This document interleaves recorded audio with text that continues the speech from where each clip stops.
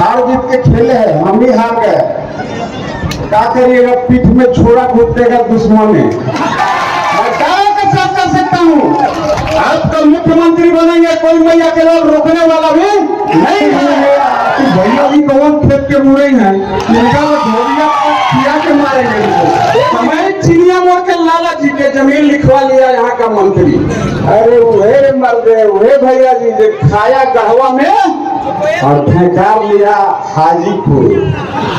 कहाँ के रहे वाला, कहाँ घसे वाला। इसके लिए भाई शपथ लेगा जब मैं माई कीर खाता हूँ, मैं झूठ नहीं बोलूंगा, मैं घूस बिल्कुल नहीं लूंगा, उसी को ना शपथ बोलते हैं। शपथ लेता है मैथिली भाषा में, कहता है कि मैं छू कर्जा ले सूद ले लेबुआ, कितना लुटू छी लेकिन कोई नहीं पूछू।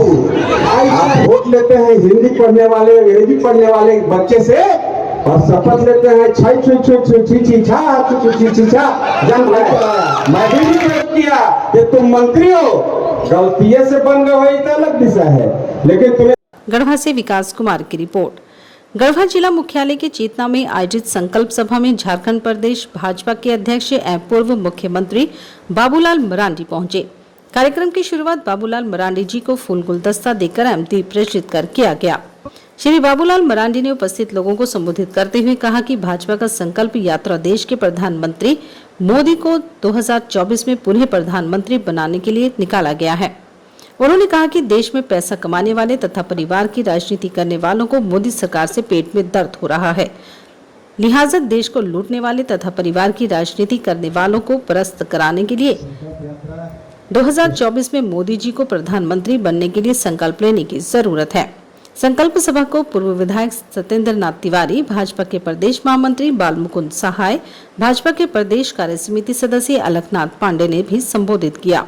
सभा की अध्यक्षता गढ़वा जिला भाजपा अध्यक्ष ओम प्रकाश केसरी तथा संचालन गढ़वा जिला भाजपा के महामंत्री संतोष दुबे ने किया। मंच से कन्हैया चौबे ने अपने समर्थकों के साथ भाजपा की सदस्यता ग्रहण की, जिन्हें श्री मरांडी ने माला पहनाकर भाजपा पार्टी में शामिल किया। हम तो देख ही रहे हो वर्तमान स्थिति, कानून व्यवस्था बिगड़ा हुआ है, विकास का काम कुछ हो नहीं रहा है, नौजवान बिल्कुल ठगा सा महसूस कर रहा है। जितनी घोषणाएं की थी वो घोषणा ही बन करके रह गया और कुछ तो हो नहीं रहा है। बहुत कुछ हुआ है लेकिन अभी जो पिछले 4 वर्षों से कुछ हो नहीं रहा है, सिर्फ राजनीति हो रही है 4 वर्षों से। ईडी का सम्मान लगातार जा रहा है। देखिए हेमंत सोरेन को तो जाना ही पड़ेगा, आज नहीं जा रहा है, कल जाएगा, परसों जाएगा, कि जाना ही पड़ेगा, कितना भागेगा। हमने तो कहा कि होटवार का जेल जब हम मुख्यमंत्री थे ऐसे ही लोगों के लिए हमने बना करके रखे छोड़े हुए थे। इसलिए हेमंत सोरेन जी को हम यही सलाह देते हैं कि वे भागो मत, कितना भागोगे, फिर अंत में तो वही होटवार में ही जाना पड़ेगा। यात्रा की जरूरत क्यों पड़ी सर? देखिए जनता के बीच जाते हैं, जनता को बताते हैं, जनता जिस मुसीबत में और तकलीफ में है उसको आवाज देते हैं ताकि जनता अकेले अपने आप को महसूस नहीं करे। और लोकतंत्र में तो जनता ही मालिक होती है ना, उन्हीं के पास जाना होता है। ठीक है, चलो। पूरे राज्य में लोग बाबूलाल जी को सुनना चाहते हैं, देखना चाहते हैं, काफी पसंद करते हैं लोग बाबूलाल जी को। और बाबूलाल जी को पसंद इसीलिए किया जाता है कि बाबूलाल जी बेबाक तरीके से गरीब गुरबा के पक्ष में बात को उठाते हैं। और लोगों ने उनका 27 महीना का जो कार्यकाल भी देखा है वह काफी अविस्मरणीय है। आज उन्होंने मंच से भी कहा कि उन्होंने अपने कार्यकाल में बालू को फ्री कर दिया था, केंद्र पत्ता को फ्री कर दिया था, गांव वाले को दे दिया, पंचायत वाले को दे दिया कि अगर इससे कुछ फंड जनरेट होता है तो उससे गांव का भला हो, पंचायत का भला हो, पंचायत का विकास हो। इसलिए उपस्थिति तो आपको सहज आप अंदाजा लगा सकते हैं कि बाबूलाल जी का क्या लोकप्रियता का ग्राफ है। आज भी जब देख रहे थे, जब हम यहाँ पहुंच रहे थे तो एक बहुत ज्यादा संख्या में मुसलमान लोग भी थे। हमने उनसे पूछा कि कहा जाता है कि मुसलमान भाजपा के विरोधी होते हैं, जबकि उन्होंने कहा कि हम भाजपा के विरोधी नहीं, हम लोग भाजपा के हिमायती हैं। और खास करके आपका नाम लिया उन्होंने कहा कि उनके कारण हम लोग ही भाजपा के साथ। नहीं, देखिए ये भारत का लोकतंत्र और लोकतंत्र की एक खूबसूरती है। विभिन्न भाषा भाषी, विभिन्न धर्म के लोग इस देश में आपस में काफी मेल मिलाप के साथ रहते हैं। भारतीय जनता पार्टी को भी अल्पसंख्यक से कोई बैर नहीं। कुछ तुष्टिकरण करने वाले लोग, जैसे सपोज कांग्रेस पार्टी भाजपा का भय दिखा करके अल्पसंख्यकों का भय वोट लूटना चाहती है।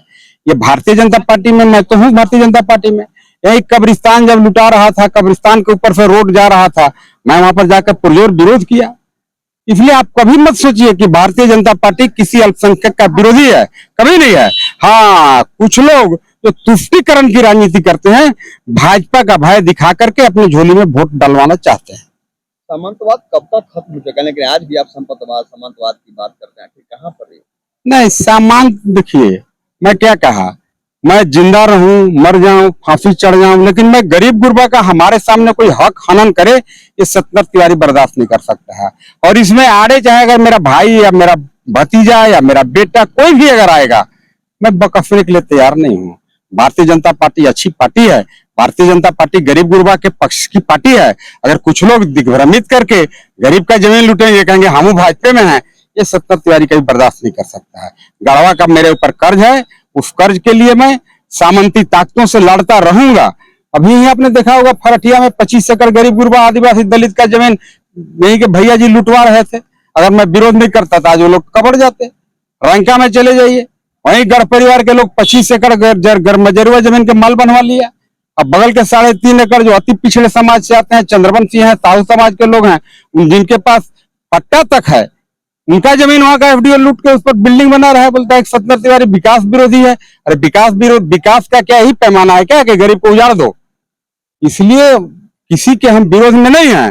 सामंती ताकत भी अपना लूर लक्षण अगर सुधार लेंगे, मान लीजिए गरीब गुरबा के पक्ष में वो भी खड़ा हो जाएंगे, मेरा उनसे ज्यादा फ्रेंडशिप किसी से हो नहीं सकता है। लेकिन वो लोग तो मिले हुए हैं, वर्तमान यहाँ के भैया जी और राजा जी दोनों मिले हुए हैं, दोनों मिलकर के गरीब को तबाह करने में, उजाड़ने में लगे हुए हैं। तो उसमें फिर सत्तर तिवारी, मैं तो कहा अगर मेरा बेटा भी गलत करेगा तो मैं माफ नहीं कर। 100% वो लोग भी संकल्प लिए हैं कि भैया जी के फिर जिताएंगे, क्योंकि सत्तर तिवारी अगर कहीं जीत गया तो जितना हम लोग हुमच हुमच के जमीन लूट रहे हैं सब लुटाई बंद हो जाएगा। आप भी पता लगाइएगा, हम 10 साल विधायक रहे, कोई मैया के लाल गरीब गुरबा के जमीन नहीं लूट पाया। मैं कोई राजा महाराजा सामंती जो गरीब गुरबा के विरुद्ध लड़ेगा उसको मैं खन के गाड़ने के लिए ही पैदा हुआ हूँ। मैं ये नहीं कह रहा हूँ कि मैं सफल होऊंगा कि नहीं होऊंगा, पर मैं मेरा फर्ज जरूर निभाने का प्रयास करता हूं। इसीलिए गरीब गुरबा मेरे पक्ष में आज भी खड़ा है। आपको पता होगा मेरे ऊपर 3 ठोक केस हो गया, 2 ठोक केस हो गया सरकारी काम में बाधा, और एक तो भैया जी कोर्ट में जाकर के सशरीर उपस्थित हुए और उन्होंने कहा कि सत्तर तिवारी मेरा मानहानि कर दिया। क्या मानहानि हम कर दिए? तो नहीं, हमको चोर कह दिया। अरे यार, तुमको तो चोर कह दिया मतलब तुमको मैं सम्मानित किया? तुम तो चोर से भी बड़ा चोर है। तुम्हारा भाई रात दिन यही बालू चोरा के बेच दिया, टेंडर मैनेज तू करता है, ब्लॉक में 50% कमीशन है। आप आम पब्लिक से आप जमा नहीं मिला पाते हैं, पत्रकार बंधु जाते हैं उनके सवाल से आप भागते हैं। किसी का ट्रैक्टर पकड़ा जाता है बालू वाला का, तो कहते हैं कि सब छोटा मोटा चीज हम नहीं देखेंगे, तो तू क्या बड़का चीज ताजमहल देखेगा? यही लोग वोट दिए थे। किसी का मोटरसाइकिल पकड़ा गया, अगर चल गया भैया जी पैरवी कर ला, भैया जी वो कहता है चटियारी सब छोटा मोटा बात। क्या है छोटा मोटा बात? तू क्या करेगा?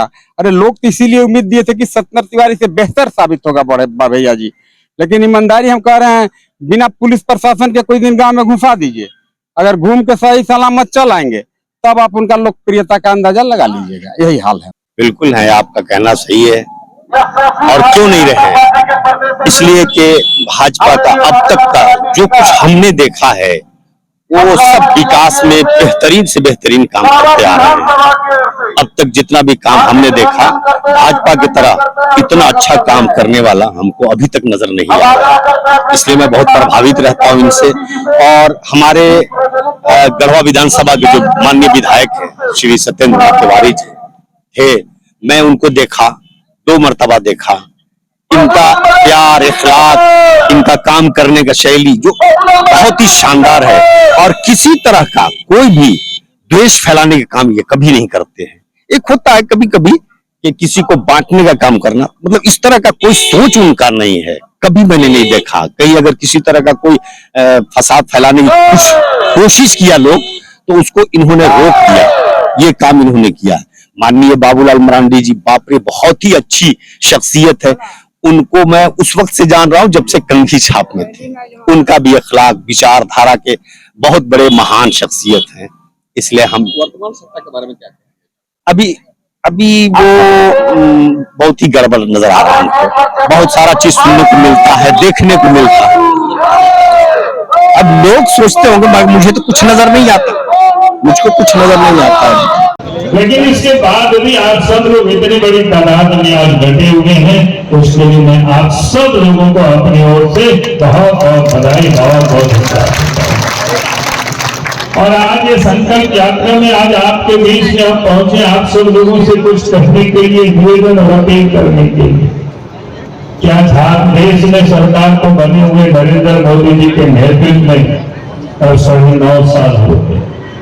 अब याद करिए, देश में जब 2014 में नरेंद्र मोदी जी देश के जब प्रधानमंत्री बने तो उन्होंने क्या कहा था कि भाई हमारी सरकार गांव को समर्पित रहेगी, गरीबों को समर्पित रहेगी, किसानों को समर्पित रहेगी, मजदूरों को समर्पित रहेगी और मां बहनों को समर्पित रहेगी।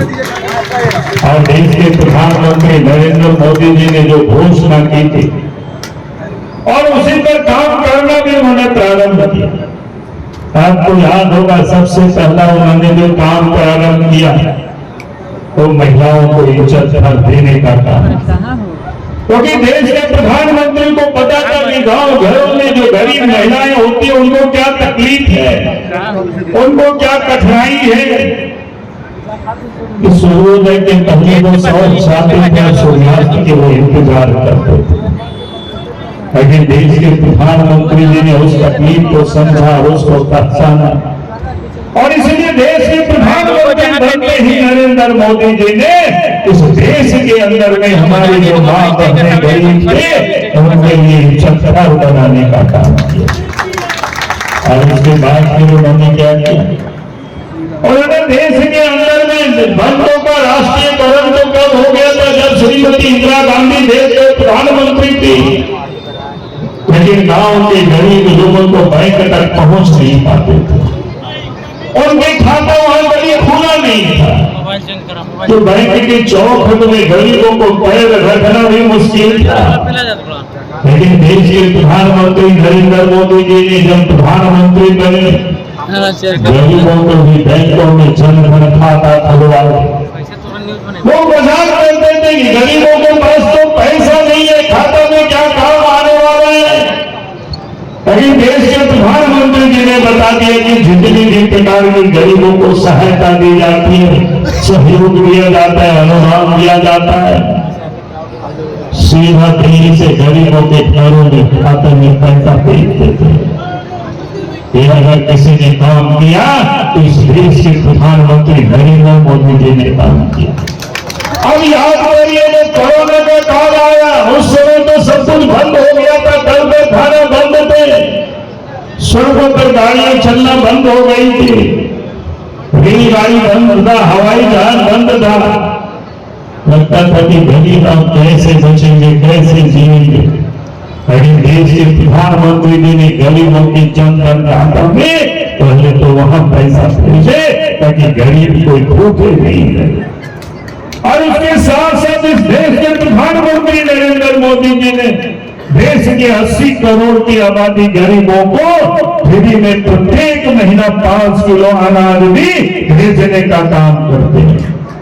ये अलग बात है कि आज इस झारखंड प्रदेश में हेमंत सोरेन के नेतृत्व में सरकार चल रही है, लेकिन वो सरकार है जो देश के प्रधानमंत्री नरेंद्र मोदी जी जो अनाज गरीबों के यहाँ तक भेजते हैं, गरीबों के लिए भेजते हैं, लेकिन वो अनाज को भी हेमंत सोरेन जी गरीबों के घरों तक पहुंचा नहीं पाते, उसको भी बाजारों में बेच देते हैं। और इसलिए मैं आज आप सब लोगों से यही कहने के लिए आया, देश के प्रधानमंत्री नरेंद्र मोदी जी गरीबों की चिंता करते, किसानों की चिंता करते, किसानों को भी साल में 6,000 रुपया खाते में सीधा भेजते, लेकिन वो भी पैसा सभी किसानों को झारखंड में मिल नहीं पाता है, क्योंकि झारखंड की सरकार, हेमंत सोरेन की सरकार को उसकी कोई चिंता नहीं होती है। देश के प्रधानमंत्री नरेंद्र मोदी जी ने गरीबों के घरों को प्रधानमंत्री आवास में, झारखंड की हेमंत सोरेन की सरकार ने, मुख्यमंत्री ने क्या कहा था कि हम भी 1 करोड़ रुपया लगा देंगे ताकि लोगों के और अच्छे मकान बने। हमें तो बड़ी खुशी हुई थी कि चलो भाई, राज्य के मुख्यमंत्री हेमंत सोरेन जी गरीबों के प्रति चिंतित है, गरीबों के और अच्छे मकान होगी। लेकिन 1 लाख और पैसा तो छोड़ दीजिए, क्योंकि देश के प्रधानमंत्री जो नरेंद्र मोदी जी पैसा भेजते हैं उसको भी खर्च नहीं करते। अभी आपको बता रहे थे किसी जिला में कितना 18,000 या कितना बना हुआ। और इसीलिए मैं आज लोगों से यही कहने के लिए आया कि देश के प्रधानमंत्री नरेंद्र मोदी जी गरीबों का भी झोपड़ी नहीं और पक्के मकान होना चाहिए। ये झारखंड सरकार उसे भी ठीक से होने नहीं देती। और इतना ही नहीं, पहले हमारी माँ बहनें लकड़ी से गोईठा से खाना पकाती, लेकिन उनके घरों में गैस की चूल्हा नहीं होते थे, गैस का कनेक्शन उन्हें नहीं मिलता था। उनको लगता था कि गाड़वा में रहने वाले, डाल्टनगंज और रांची में रहने वाले लोगों को ही गैस की चूल्हा में खाना पकाने का मौका मिलेगा, गरीबों को ये नसीब नहीं था। लेकिन देश के प्रधानमंत्री नरेंद्र मोदी जी ने गरीबों के घरों तक भी गैस कनेक्शन और गैस की चूल्हा पहुंचा दिया। और इतना ही नहीं, जब रक्षाबंधन का दिन था तो 200 रुपया गैस कनेक्शन में, रसोई गैस में सब्सिडी दी है। और उजाला योजना के तहत जिन मां बहनों ने गैस कनेक्शन लिया है उनको तो पहले से 200 रुपया मिलता था सब्सिडी, और फिर 200 रुपया यानी 400 रुपया की सब्सिडी अगर किसी ने दी है गरीबों को तो देश के प्रधानमंत्री नरेंद्र मोदी जी ने दी। और इतना ही नहीं, उन्होंने कहा कि देश में आज भी गरीब है जिनको आज तक गैस कनेक्शन नहीं मिला है, वैसे लोगों के लिए भी 75 लाख गैस कनेक्शन की और उन्होंने घोषणाएं की है।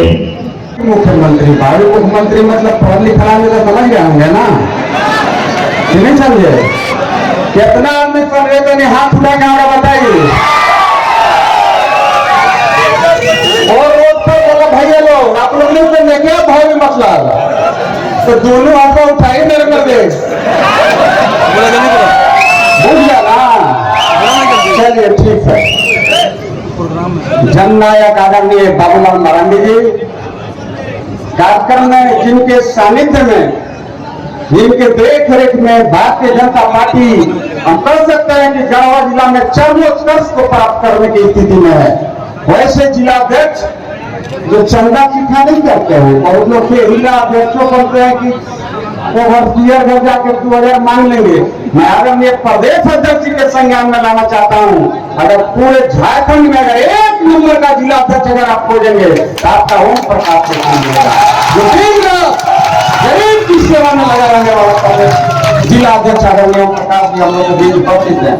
आदरणीय प्रदेश के महामंत्री हैं, भारतीय जनता पार्टी के कदावर नेता है, बड़े नेता है, प्रदेश स्तर के नेता है आदरणीय बड़े भाई बाल मुकुंद सहाय जी कार्यक्रम में उपस्थित है। पूर्व में भारतीय जनता पार्टी के टिकट से चुनाव लड़े थे, हार जीत के खेले हैं, हम भी हार गए। क्या करिएगा, पीठ में छोड़ा कूद देगा दुश्मन ने, भेदिया। अब भेदिया मैंने आप लोग समझे कि नहीं समझे? फिर देख के आदमी भेदिया मैंने समझ गया जो भाजपा के हारा दिया, हाथ उठाइए। मैंने मंचा सीनो है तब नाम नहीं लेना है, तो समझ रहे हैं, नामे मन पूछते रहना है हम लोग को। इस कार्यक्रम में उपस्थित है आदरणीय जवाहर पासवान जी जो थोड़े से वोट से लोकसभा चुनाव हार गए थे, आदरणीय भारतीय जनता पार्टी के वरिष्ठ नेता हैं, अनुसूचित जनजाति मोर्चा के प्रदेश के अध्यक्ष हैं, पढ़े लिखे विद्वान लर्नेड हैं, आदरणीय प्रभात भूया जी आज हम लोग के इस कार्यक्रम में उपस्थित है। कार्यक्रम में उपस्थित है वरिष्ठ नेता आदरणीय अलगनाथ पांडे जी, भारतीय जनता पार्टी के वरिष्ठ नेता आदरणीय मंगल मूर्ति तिवारी जी। हम कह सकते हैं जिनके कृपा और आशीर्वाद से गांवों में कोई फील्ड नहीं है दक्षिणोदय जहां पर इस तरह की बड़ी सभा की जा सके। भैया जी ने दोनों फील्ड का सत्यानाश करने का काम किया, उसका मकसद था गांवों को डुबाना। मैं दावा के साथ कर सकता हूं आप कल मुख्यमंत्री बनेंगे, कोई मैया के लोग रोकने वाला भी नहीं है।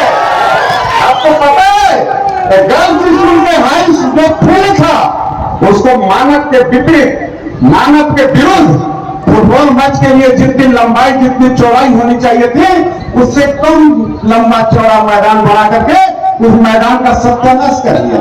और उसका मुख्य मकसद था वो ठेका उसके भाई को दिलाना चाहता था, उसके भाई को ठेका दिलाया, मैदान सत्यानाश हो गया। खैर घबराइए मत, घबराने मुँह गया कि भैया जी कौन खेत के मुड़े हैं, इनका वो धोबिया किया के मारेंगे इनको। समय का इंतजार करिए। कार्यक्रम में हम लोग के बीच उपस्थित है भाजपा के वरिष्ठ नेता सिंघारी भाई, पूर्व में 4 बार विधानसभा का नेतृत्व कर चुके हैं आदरणीय बड़े भाई श्री गिरिनाथ सिंह जी। कार्यक्रम के जो प्रभारी हैं, जिनके देखरेख में गढ़वा का संगठन काफी धारदार है, हम कह सकते हैं। लेकिन एक बात के खतरा, अमित जी इतने गढ़वा वाले के टिकट पत्र मांगने लगे, इस बात का डर है। हम लोग से ज्यादा यहाँ उपस्थिति रह रहे हैं ताकि कार्यक्रम इनका कैसे सफल हो। वैसे अमित जी है कार्यक्रम में वरिष्ठ नेता भाजपा के, जो दिन दुनिया गरीब, तब परिस्थितियां अलग थी, आज परिस्थिति अलग है। देखिए, राज्य की चर्चा, राज्य की समस्या तो आदरणीय बाबूलाल मरांडी जी बताएंगे, थोड़ा पानी पिया सकते हैं क्या? देखिए, हम ज्यादा बात नहीं बोलेंगे, हम नहीं बोलेंगे कि दुमका में क्या हो रहा है। वैसे दुमका में एक बच्ची की बलात्कार की जाती है, तेजाब से ठोककर उसकी हत्या कर दी जाती है। जैसे ही ये सरकार बनी, ये सरकार भी कहती है कि हम भी आदिवासी के हिमायती हैं। जैसे ही हेमंत सोरेन की सरकार बनती है, आपको पता होना चाहिए, चाईबासा में कई नृशंस आदिवासी की हत्या कर दी जाती है। इसलिए मैं देखिए राज्य की हालात की ओर नहीं जाऊंगा। हम लोग चूंकि लोकल आदमी है, एक दूरदर्शन पूर्वक करने वाला आदमी है, तो राज्य के समस्या को सर हम लोग के बीच काफी प्रमुखता से रखेंगे। बाकी देखिए, गढ़वा का जो समस्या है, मैं उसको आपके बीच, आपके माध्यम से आदरणीय मरांडी जी साहब तक मैं आपकी भावना को पहुंचाना चाहता हूं कि सर कल आपकी सरकार निश्चित बनेगी। कोई मैया कल आपकी सरकार बनने से रोक नहीं पाएगा। लेकिन कुछ आस्तीन के सांप से थोड़ा बचना भी है सर, ये मेरा आपसे विनम्र निवेदन है, सुझाव। अभी गढ़वा का हालात ये है, आज 18,500 इंदिरावास सॉरी मैं कह दिया, प्रधानमंत्री आवास 18,500 प्रधानमंत्री आवास, जिसका पैसा जिला में ला करके रखा हुआ है, वह इसलिए नहीं बन पा रहा है। यहाँ के जो जनप्रतिनिधि हैं, उसको तो जनप्रतिनिधि कहिएगा तो पाप लगेगा, मुंह में पिलुआ पड़ जाएगा उसको जनप्रतिनिधि कहने पर। जिन्होंने बड़े बड़े लॉरी में यहाँ से करोड़ों नहीं, कई अरब रुपया का बालू उन्होंने उत्तर प्रदेश और नोएडा में जाकर के 4 लाख रुपये ट्रेन बेचने का काम किया। और क्या मजाल जब प्रशासन उसकी ओर नजर उठा करके देखे, इनके बहुत सारे और ट्रैक्टर वाले भी लोग यहाँ है कि नहीं है? ट्रैक्टर वाले लोग तो हाथ में ट्रैक्टर वाले भैया लोग, सर ये लोग के किसी का पिताजी रिटायर हो गया, किसी का भाई रिटायर हो गया, तो जमीन खरीदने के रोजगार के लिए बेचारा ट्रैक्टर खरीद लिया, कहीं जाएंगे नदी से बालू उठाएंगे। वो जो आपका जमाना था, जब आपने केंदू पत्ता को फ्री कर दिया था, बालू को आपने रॉयल्टी मुक्त कर दिया था, तो ये समझ के कई लेकर ट्रैक्टर खरीद लिए। अब हमको लगता है कि 100 से ज्यादा ट्रैक्टर आज थाना में सड़ रहा है। ये हालात है राज्य का। आज बेरोजगार जाए तो कहां जाए? अब उस पर हम चर्चा नहीं करेंगे ज्यादा। सर बताएंगे कि क्या क्या सरकार कमिटमेंट किया था, क्या क्या वादा किया था।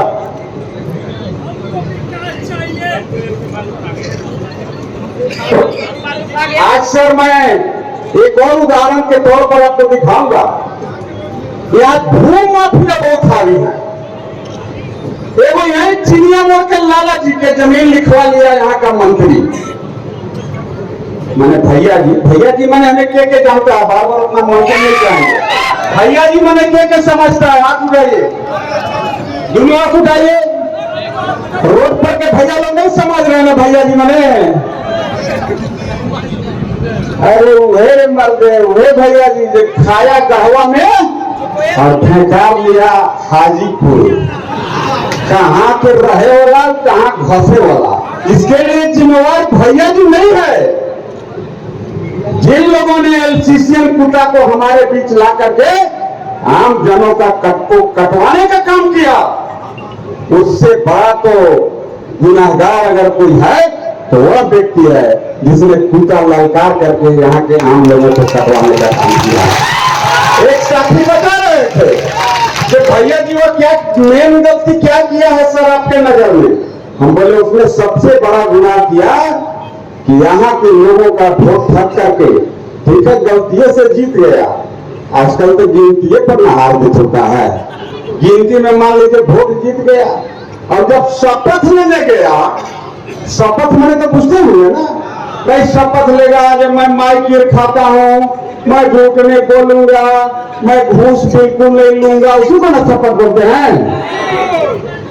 शपथ कौन भाषा में लिया पत्रकार महोदय मैं आपको बताऊंगा, और ये उपस्थित लोग भी हकप्रद हो जाएंगे। शपथ लेता है मैथिली भाषा में, कहता है कि मैं छू कर्जा ले सूद ले लूंगा, कितना लोग पूछी लेकिन कोई नहीं पूछू छू, ऐसा ऐसा भाषा में मैंने शपथ लिया। कहीं ना कहीं उसने यहाँ के पढ़े लिखे लोगों का, जिनका उन्होंने वोट लिया, उनके गाल पर यह तमाचा है।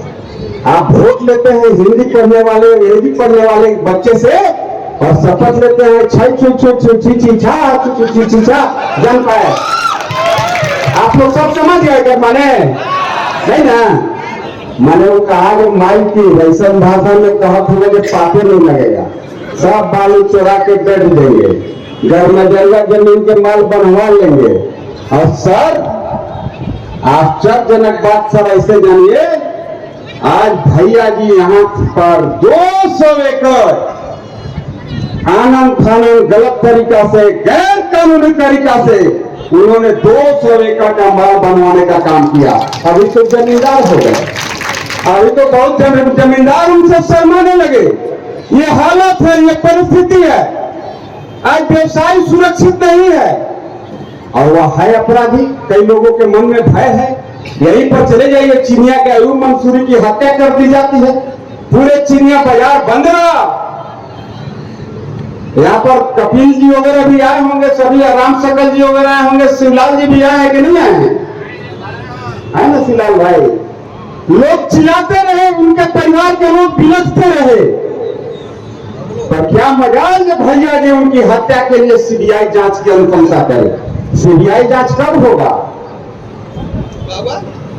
खुद जब वहां पर मुखिया का हत्या हुआ, सीबीआई जांच भैया नहीं कराया। मैं भी रिक्वेस्ट किया कि तुम मंत्री हो, गलतिये से बन गए हो तो अलग विषय है, लेकिन तुम्हें सीबीआई जांच करानी चाहिए। साच को आज क्या जी, अगर तुम सही में उस हत्या में संलिप्त नहीं हो तो तुमको उसकी जांच